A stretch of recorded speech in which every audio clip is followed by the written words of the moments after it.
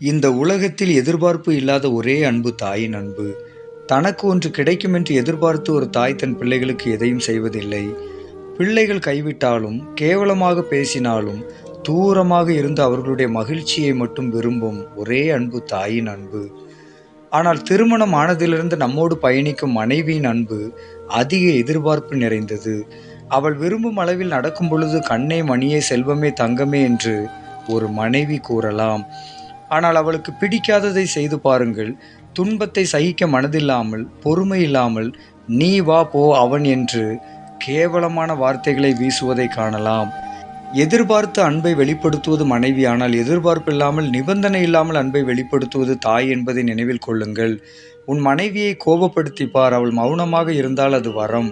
ஆனால் எதிர்த்து நின்று தன் பலத்தை நிரூபிக்க தொடங்கினால் மகிழ்ச்சியான குடும்ப வாழ்க்கை முடிவுக்கு வந்துவிட்டது என்பதை அறிந்து கொள்ளுங்கள்.